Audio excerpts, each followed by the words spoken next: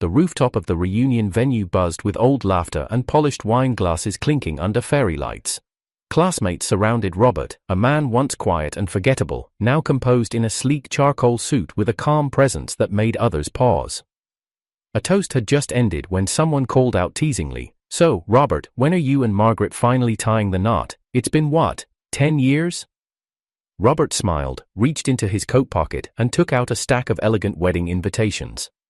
"The date is set," he said coolly, handing them out. "You're all invited." The laughter froze. Someone blinked. Another leaned in, squinting at the glossy photo on the invitation. Murmurs began to rise. Margaret, standing just a step behind him in a slim beige dress, forced a shaky laugh. "Robert, stop joking around." She snatched one of the invitations. Her smile died. The bride in the photo wasn't her. It was Melissa. Margaret's expression twisted instantly. She didn't ask questions. She didn't look for a microphone or a camera to see if this was some twisted prank. She reached for the nearest wine glass and dumped it over Robert's head, shards of ice and liquid splashing down his sharp jawline and tailored shirt. "You manipulative piece of trash," she hissed. "How dare you humiliate me like this, using tricks to pressure me into marriage?" Robert slowly wiped his face with a handkerchief. His voice was calm. "Margaret," he said, nodding at the invitation she'd just crushed in her fist. "Take a closer look. Is your name anywhere on that card?" Her fingers trembled, her painted nails scraped against the embossed lettering, then her eyes widened. The bride's name was Melissa, clear, bold, undeniable. All around them, former classmates whispered, "It's not her, it's someone else," someone mumbled. "Wait, is that Melissa from Class B? I thought it was Margaret, no wonder too." He photo looked weird.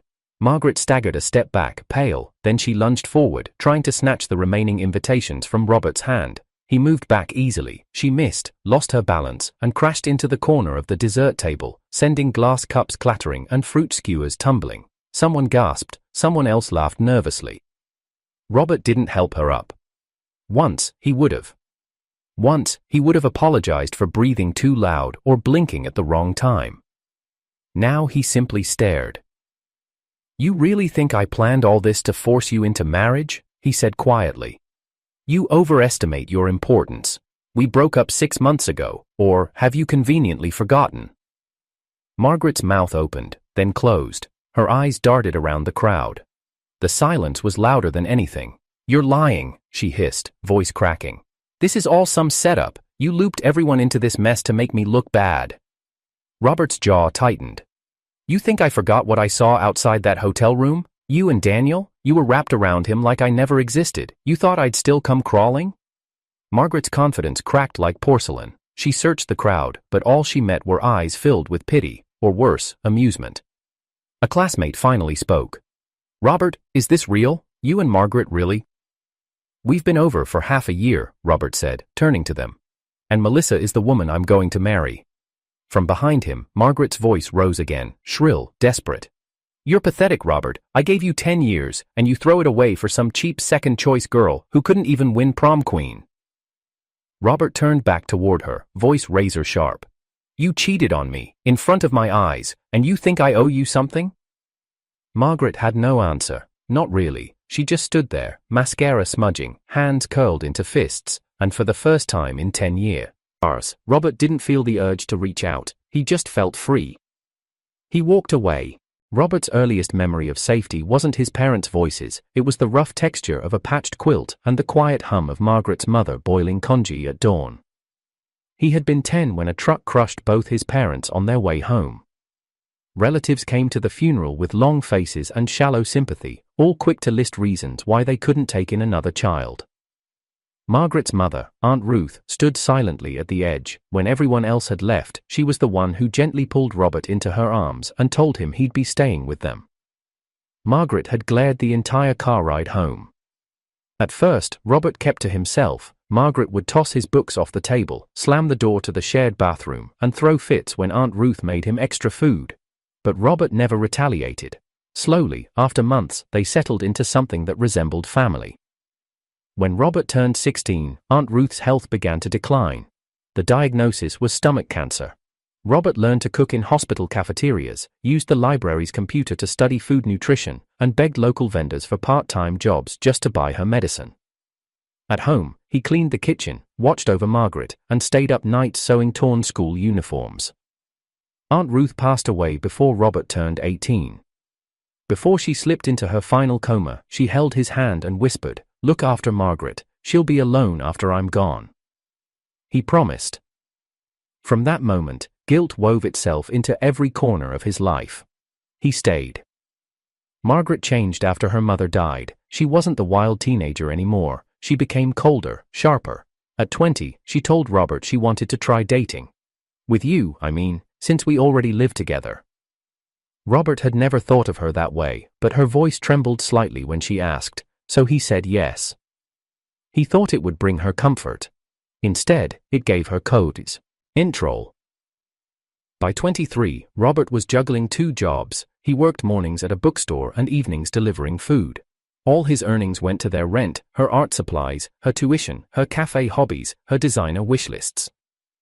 Every evening he'd come home, put down his helmet and enter the kitchen. Margaret didn't like reheated food, so Robert learned to cook fast, fresh and flawless. He ironed her clothes, paid her phone bills, and when she forgot her own exhibition opening once, he stood in front of a crowd and made a speech about how she was probably sketching inspiration. He proposed the first time when he was 25. She laughed like he'd told a joke. "You, marriage? We can't even afford champagne." The second time, he proposed with a small ring he'd saved up for an entire year. She took a photo for social media, captioned it, "LOL, what even is this?" and never wore it again. But he stayed. At 28, he finally got promoted at work. It meant fewer delivery runs, more nights at home, and for a while, things got better. Margaret started acting sweet again. Robert mistook this for love. Until the hotel incident 6 months ago shattered everything, but long before that moment, years before Robert ever knew what betrayal tasted like, someone else had quietly been watching him. Melissa. They were never close in high school. She was quiet, pretty in a way that didn't try, and always surrounded by whispers. Boys liked her, girls envied her, and teachers loved her grades. But what people didn't see were the bruises left by silent bullying, the insults slipped into her locker, the laughter in the bathroom stalls. One evening, after a study session went late, Melissa missed the last group walk home. As she took the shortcut near the back of the school, a group of girls blocked her path. "Think you're better than us?" one said. Another yanked her bag. A third pulled at her collar, threatening to tear her blouse. Melissa panicked, and then a quiet voice called out, "Let her go." It was Robert. He wasn't tall back then, just lanky, pale from too much part-time work, with calloused hands and tired eyes, but he stood his ground. "Touch her again, and I'll report every one of you. I already know your names." The girls muttered insults but backed off. Melissa stood frozen. Robert picked up her bag, dusted it off, and handed it to her. "Do you live nearby?" he asked. She nodded, voice too shaky to speak. They walked in silence. Robert never asked for thanks, never made a big deal, just said, "Stay safe," and took the longer way home afterward. But to Melissa, that night meant everything. She never forgot the boy who stood up for her without asking anything in return. After that, she began watching him, not like a crush, but like a quiet study of someone who moved through life with invisible weights. She noticed how he always stood at the back of the class, how he skipped lunch but bought others snacks, how he never spoke unless spoken to. And when she heard years later that Robert and Margaret were still living together, she assumed they were truly in love. She was wrong. They crossed paths again during a charity auction. Melissa was there helping organize the event. Robert arrived late, flustered, in a wrinkled shirt, apologizing for missing most of it because Margaret had refused to come. Melissa offered him coffee. They spoke. He remembered her. She remembered everything. From that moment, Robert noticed something different about her, something stable, warm, undemanding. Melissa didn't ask him to perform. She listened. She laughed quietly at his dry jokes. And unlike Margaret, she never once told him he was too much or too little. Over the next few months, their lives overlapped more. He helped her fix a leaking pipe in her apartment. She helped him format a proposal late at night. Eventually, it became routine. She'd text to ask if he'd eaten. He'd check in when her insomnia flared, It was the kind of quiet care Robert had never experienced. He didn't realize how deeply it had affected him until the day he saw Margaret in Daniel's arms and felt nothing. That night, he messaged Melissa, "Can we talk?" She replied immediately, "Always." That one word felt like air after drowning. And so, without any ceremony, a new chapter began. Not loud, not public, just two quiet people finally finding each other in the aftermath of storm after storm. Neither of them knew it then, but that smallest kindness in high school had just come full circle. 6 months ago, Robert didn't scream, he didn't demand an explanation, he didn't even knock. He just stood there, frozen outside the hotel room door, watching through the narrow opening as Margaret leaned into Daniel's chest, laughing in a way Robert hadn't heard in years. Her fingers were on the buttons of Daniel's shirt. Daniel's hands were already tracing her waist. Robert remembered how they didn't even notice him standing there. The moment they closed the door, Robert turned and walked away. No words, no scene, no begging. That night, he packed a single suitcase and moved out of Margaret's apartment. She didn't call, she didn't message, not even once. He'd half expected her to chase after him with some lie, some sob story, some apology rehearsed like a script, but she didn't, because she was certain, like always, that he would return on his knees, arms full of groceries and regret. She underestimated just how empty he'd become. In the months that followed, Robert rebuilt his life in silence. He focused on his new position at work, bought a small condo, cooked for one, slept alone, and slowly, something unfamiliar crept in: peace. Melissa had entered his world during that fragile transition, offering not pity, but presence. They started slow. Dinner turned into conversation, conversation turned into comfort, comfort turned into mornings that didn't feel heavy. For the first time, Robert tasted what love without debt felt like. Then came the reunion, a rooftop full of memories, familiar faces, too much wine. And Margaret. She wore a white cocktail dress, her hair curled, her lips glossed to perfection. She made her entrance like she always did, fashionably late, theatrically admired. People smiled, old friends laughed, and she stood beside Robert like she still belonged there. Until Robert handed out the invitations. Until she saw Melissa's face in the glossy photo beside his. That was the moment her world cracked. "You're manipulating me," Margaret screamed, flinging her wine at him. "You brought that woman here to humiliate me." People gasped. Phones lowered. Conversations froze. Robert didn't flinch. He dabbed his cheek with a napkin and held up the invitation. "Margaret, read the name. It's not yours. It never was." Margaret's eyes darted to the card, to the unfamiliar cursive, Melissa. For a brief moment, she faltered, but pride surged in again, like poison. "So that's it?" she spat. "You downgrade to some backup girl and expect everyone to clap?" Robert remained still. "We broke up 6 months ago. You're just in denial." Margaret's eyes narrowed.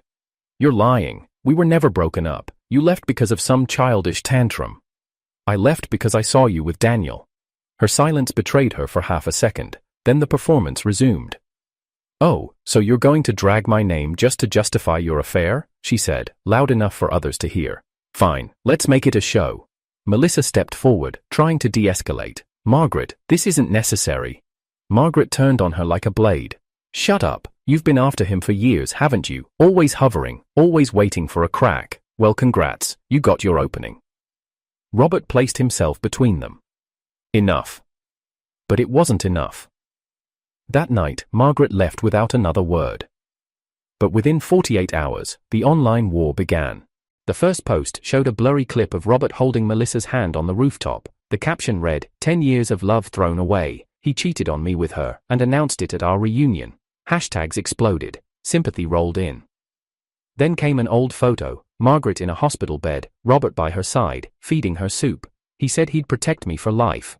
Turns out life meant until someone prettier smiled. Then a video, edited clips of Robert raising his voice at Margaret, spliced with clips of Melissa laughing. The narrative was clear. Robert was a manipulator, Melissa, a homewrecker, Margaret, a victim. Melissa found out on a Monday morning. Her hands trembled as she scrolled through comment sections. Gold digger, wrecked a 10-year relationship.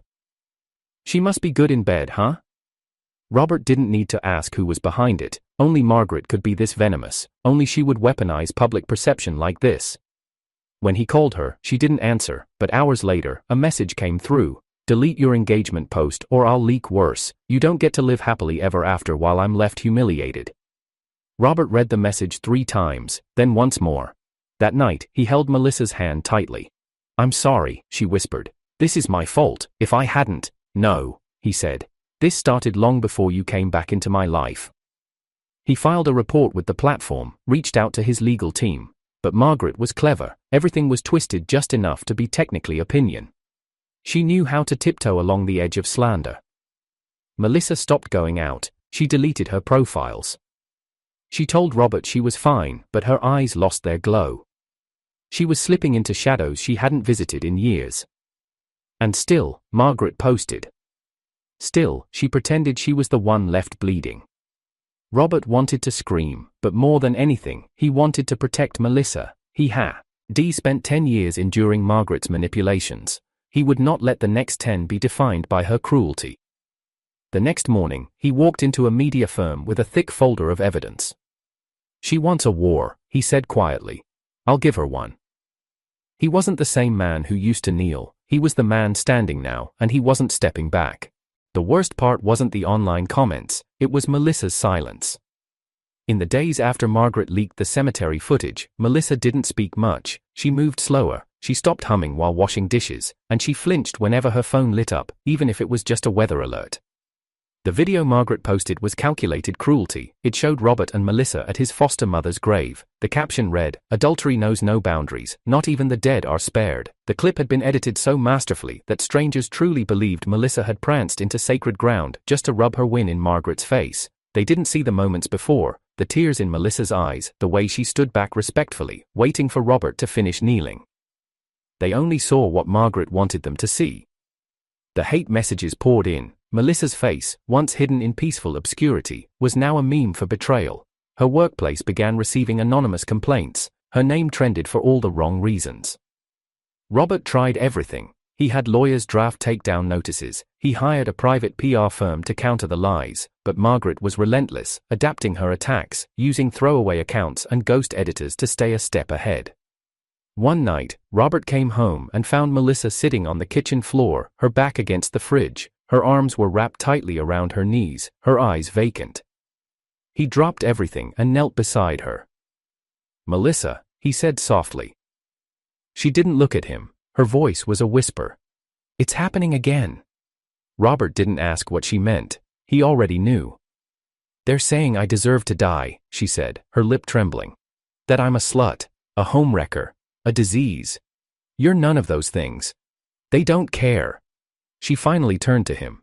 Her eyes were red, her voice cracked. "Do you know how hard I worked to survive high school? To stop crying in bathrooms, to eat without hearing whispers?" Robert's throat tightened. "I know." "No, you don't," she said. "Back then, when you saved me from those girls behind the gym. I thought the nightmare would end, but it got worse. They made up stories, spread pictures they photoshopped, and the person who started it all was Margaret." The room fell silent. Robert froze. Melissa continued, almost in a trance. "She hated me, said I was trying to take her place, that I was pretty on purpose. She told the girls that I flirted with teachers, that I faked crying for sympathy. She was the one who invited them to that alley behind the gym that night." Robert sat back, stunned. "She orchestrated it?" Melissa nodded. "She stayed hidden while they mocked me, laughed when I begged them to stop. When you showed up, she ran. I saw her reflection in the glass. I've never told anyone." He closed his eyes. It all made sense now. The way Margaret treated Melissa like an enemy from the start. The venom in her voice, the way she targeted her with surgical precision, even now. This wasn't random jealousy. This was a decade of obsession and hatred buried under Margaret's carefully maintained image. Robert's shame hit him like a freight train. "I'm so sorry," he whispered. "I brought you back into her orbit." Melissa shook her head. "You didn't know." "But I should have. I should have seen it sooner. She didn't just manipulate me, she's been trying to erase you from the beginning." Melissa's lips quivered. "I'm scared, Robert." He pulled her into his arms. She was trembling. "I won't let the past destroy you again," he whispered into her hair. "Not this time. Not ever." That night, he sat beside her until she fell asleep on the couch. He didn't move. He watched her chest rise and fall, her fingers twitch against his palm. He thought about the 10 years he spent with Margaret, how he had been blind, apologizing for sins he never committed, trying to love someone who only saw him as a tool. And now, here was Melissa, gentle, scarred, resilient, and she was unraveling because Margaret wouldn't let the past die. His guilt turned into a slow-burning rage. Not loud, not theatrical, not like Margaret's public tantrums. It was quiet, focused. The kind of fury that didn't fade until it carved justice. The next morning, Robert began collecting every shred of Margaret's past he could find. Old texts, financial records, anonymous usernames, witnesses. He called a private investigator. If Margaret wanted a war, he would fight one, but not with fists, with facts. And this time, it wouldn't be to save himself, it would be to protect the woman who once found light in a 10-minute walk home, and had been fighting off shadows ever since. This time, he'd be her light, and no one, not even Margaret, would ever dim it again. It happened on a Sunday afternoon. Robert had just finished making lunch. Melissa sat on the couch folding laundry, her face more at ease than it had been in weeks. The apartment smelled of basil and garlic. There was peace. Until the door slammed open. Margaret stood there like a storm in heels, hair wild, cheeks flushed with fury. Her eyes locked onto Melissa like a wolf scenting blood. Robert stood instantly. "What are you doing here?" Margaret didn't answer him. Her attention was entirely fixed on Melissa. "So this is your little slut den," she said, her voice dripping venom. "You really traded me for this?" Melissa's shoulders stiffened. "Get out," Robert snapped. But Margaret was already walking further in, her heels tapping against the hardwood like hammers. "I'm not going anywhere, not until I've said everything I need to." Robert stepped in front of Melissa, shielding her. Margaret scoffed. "Still playing the hero? What, you think that makes you noble? Please, you're pathetic, and you," she turned to Melissa, "you're garbage, a nobody, a whore who clung to the first man who threw you a scrap." Melissa didn't flinch, but her eyes turned glassy. 10 years, Robert," Margaret said, circling like a viper. 10 years I gave you. You were a stray, a burden, and I made you someone. I took you from gutter to gallery, and this is how you thank me?" Robert's fists clenched. "I carried your dead foster mother like she was my own, but even she knew what a parasite you were." Something inside Robert snapped. He lunged. His hand wrapped around Margaret's throat before he even registered the motion. She gasped, nails clawing at his wrist, eyes bulging. He slammed her against the wall, his other hand pinning her shoulder. "Don't you dare say her name," he growled, breath ragged. "You don't get to use her, not after everything." Margaret choked, her heels scraping against the floor. "Let me. You insulted the only person who ever gave me a home. You mocked the woman who died asking me to protect you. You trampled on her memory like you trampled on everything good in your life." "Robert, stop!" Melissa's voice broke behind him, desperate. "She's not worth it," Melissa cried, rushing over. Her hands gripped his arm. "I need you to stay kind. Please, don't let her break what's good in you." His fingers were white around Margaret's throat. Melissa's tears soaked his sleeve. Slowly, Robert's grip loosened. Margaret fell to the floor, gasping and coughing, mascara streaking her cheeks in wet black lines. She scrambled up, clutching her neck, glaring at them both with wild disbelief. "You'll regret this," she spat. "I'll destroy you." "Try," Robert said coldly, "and I'll make sure you never stand again." She stumbled out, slamming the door behind her. Melissa turned to Robert, her hands still trembling. "I was so scared," she whispered. "I thought I'd lose you to anger." "You'll never lose me," he said, his voice still shaking. "But I came so close to doing something I can't take back." Melissa nodded. "That's why I stopped you, because we fight different than she does." But Margaret didn't waste time. 2 days later, a tearful video surfaced online. Margaret sat on a couch with a bruised makeup pattern on her neck, sniffling. "I don't want to talk about it," she whispered, voice trembling, "but Robert choked me, in front of his mistress, in front of my mother's memory." The video exploded. Headlines screamed, "CEO attacks ex-girlfriend over new fiancé." Clips replayed. Pity poured in. Sympathy hashtags trended. But Robert had been ready. He didn't release a statement. He released proof. Screenshots of threatening messages from Margaret, security footage from the building entrance showing Margaret forcing her way in uninvited. Audio recordings from a smart assistant that caught her insults word for word, including every slur, every threat, every desecration of his foster mother's name. Then came the real blow. Robert filed a lawsuit against Margaret for defamation, unlawful entry, and harassment. But he didn't stop there. He had partnered with a powerful media company known for uncovering corruption. With their help, he leaked evidence of Margaret's affair with Daniel during their relationship, including financial transactions showing she funneled joint savings into Daniel's failing business. The report included screenshots of Margaret mocking Melissa in private chats, coordinating online trolls, and intentionally editing cemetery footage to mislead the public. And then, in the final segment, came the revelation that shattered what little public sympathy Margaret had left. She had used fake non-profit accounts to funnel sponsorship funds during her last gallery exhibition, donations meant for women's shelters that never made it past her bank account. The narrative flipped in a matter of hours. Margaret was no longer the victim. She was the abuser, the liar, the thief. Melissa's name began trending too, but now with words like brave, resilient, wrongfully accused. Robert didn't celebrate, he didn't smile. He simply walked into the living room, where Melissa sat reading quietly, and gently handed her the news. She read the headline once. Then again. Her hands trembled slightly. "You did this for me?" she asked softly. "For us," he said. A single tear slid down her cheek. "She tried to break me again. She won't get another chance." Melissa nodded, a small smile playing at the corner of her lips. "Then let's stop looking back." Robert nodded too. Because from this point forward, the only direction left was forward. Together. The courtroom was cold, not in temperature, but in atmosphere. Cameras weren't allowed inside, but the hallway outside buzzed with reporters. Everyone wanted a piece of the story. The once private unraveling of Robert and Margaret's decade-long relationship had become a public theater: scandal, betrayal, abuse, fraud, and now, the world was watching its final act. Robert sat at the plaintiff's table, dressed in a simple navy suit. Beside him, Melissa held a small notepad in her lap, her fingers resting gently over it. She hadn't looked up once since they entered, the weight of months, of lies, harassment, slander, pressed down on her shoulders, but her presence remained calm, resolute. Across the room, Margaret sat flanked by her defense team, her makeup muted, eyes hidden behind oversized sunglasses. Next to her, Daniel sat rigid, lips pursed, avoiding her gaze entirely. The judge, a woman in her 60s with sharp gray eyes, called for order.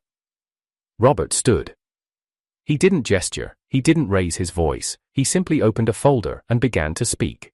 "Your Honor," he said evenly, "this case began with claims of emotional and physical abuse. Accusations that I harmed my former partner and manipulated a young woman into an affair. For weeks, I remained silent, not because the claims were true, but because I knew the truth was bigger than just slander." He held up a stack of printed invoices. These are falsified donation records submitted by Margaret and Daniel through a charity art fundraiser last spring. The fundraiser, titled Colors of Hope, claimed to raise funds for a cancer treatment nonprofit. Public donations exceeded $2.1 million. The courtroom murmured. These invoices, dozens of them, are for fabricated expenses, fake suppliers, ghost artists, printing services that never existed. All of them lead to shell companies registered under Daniel's name. The defense lawyer jumped to his feet. "Objection, Your Honor, these claims have not been." "They have," Robert interrupted. "The nonprofit filed a joint investigation with the city's financial crimes unit 2 months ago. Here are their findings." He handed a binder to the bailiff, who delivered it to the judge. Margaret shifted in her seat. Daniel stiffened, his eyes finally moving, for the first time that morning, to the documents. "Witnesses have come forward," Robert continued, "former assistants, gallery interns, and even a printing company owner who was approached to fake invoices in exchange for a cut. They declined. They also submitted this affidavit." The judge skimmed the contents, her expression darkening. "Your Honor," Robert said, voice steady, "the same woman who sat in this courtroom and claimed to be a victim of emotional abuse was, in fact, using public sympathy to cover a large-scale financial fraud scheme, with Daniel as her partner." Margaret's lawyer stood again, this time only to request a recess. The judge denied it. Then she turned to the defense table. "Miss Reeves," she said to Margaret, "do you wish to respond?" Margaret finally removed her glasses. For the first time, her eyes weren't defiant, they were calculating, darting between the judge, the cameras outside the courtroom doors, and Daniel beside her. Her lips parted, as if she were about to say something smart, something that could twist the room. But Daniel spoke first. "I had no idea the accounts were fake," he said quickly. "It was all her, I only did what I was told." Margaret turned to him, stunned. "You're joking." Daniel looked away. Robert watched in silence as the betrayal unfolded. "You coward," Margaret hissed. "You signed every form. You used your own company. You knew." "Enough," the judge snapped. "Save it for sentencing." A prosecutor stepped forward to verify Robert's evidence. The testimony, the fraud reports, the emails, it was airtight. And in the middle of it all, Melissa sat still. She hadn't spoken, hadn't reacted, not even when her name was mentioned again and again. Because this wasn't her trial, it was her vindication. The court allowed Robert to read one final statement.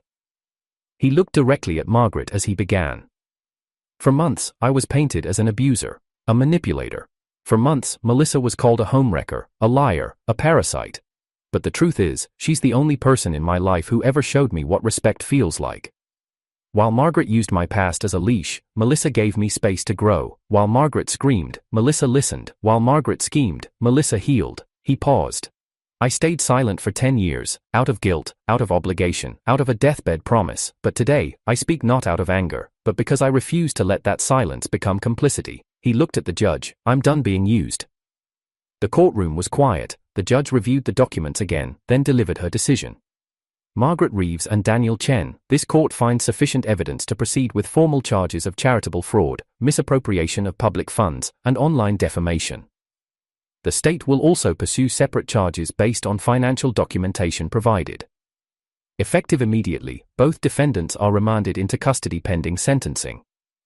Gasps echoed through the room.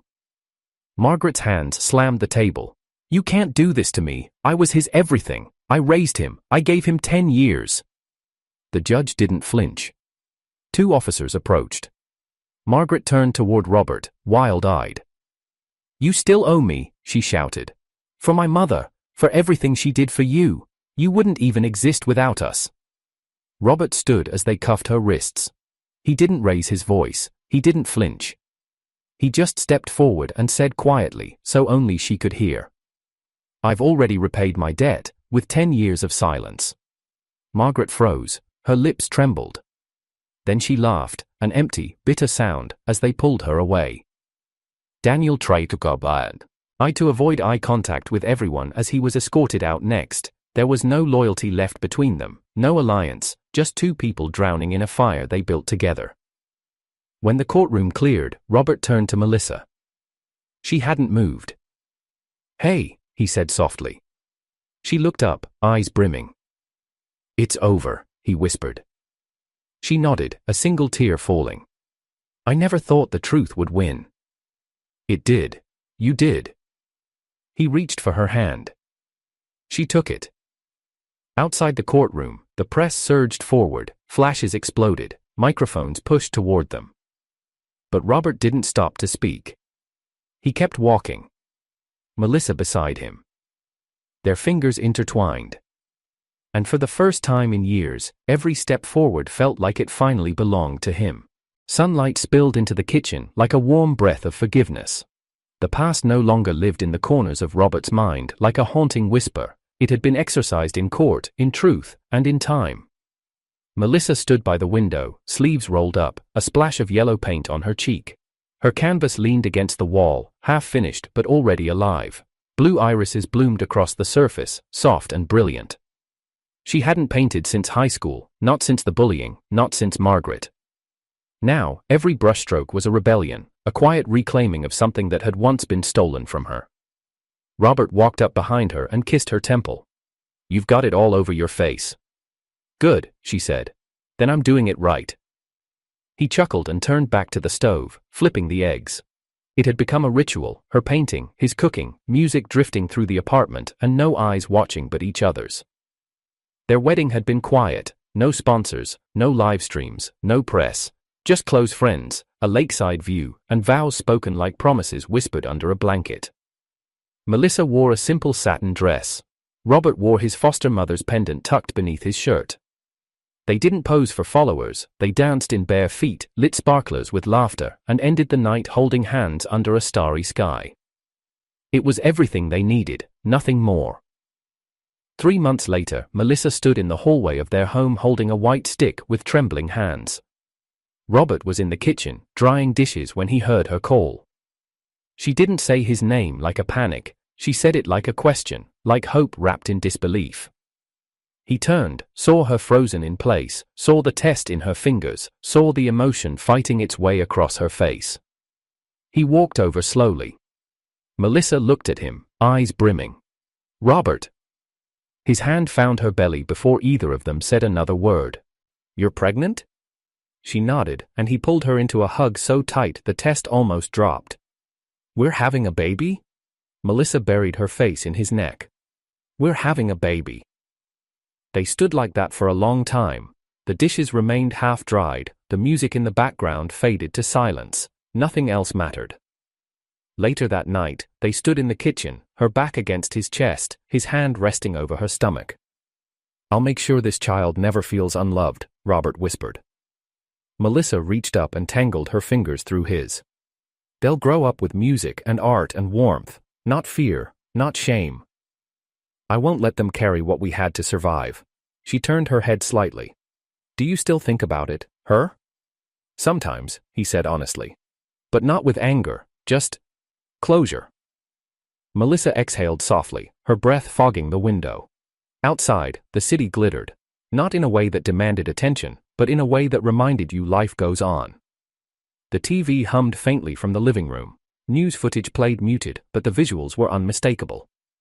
Margaret in handcuffs. Daniel, beside her, head down. The screen showed old footage of their gallery fundraiser, then cut to reports of their sentencing, 3 years in prison, full financial restitution, barred from handling charitable funds for life. Their faces were drawn, their clothes plain. The masks they wore in public, wealth, charisma, control, had all been stripped away. Robert stared at the screen for a second, then turned it off. Melissa watched him. "Does it feel good?" "No," he said. "It doesn't feel good." She nodded slowly. "It feels right," he added. That was the difference. It wasn't revenge, it was balance. The world had seen the truth, and now he could finally let go of the anger without guilt. Melissa walked over and wrapped her arms around him from behind. "You didn't just free me, Robert," she whispered. "You freed yourself." He reached for her hands and kissed her knuckles. "You know what you are to me?" she asked. He smiled. "Beautiful. Besides that." He turned to face her. "What?" Melissa looked into his eyes, voice soft. "We're not just each other's sugar." He raised an eyebrow. "No?" She shook her head, the corners of her lips curving upward. "We're each other's medicine." Robert laughed, genuine, from the chest. "That sounds like a line from your paintings." "I'm serious," she said.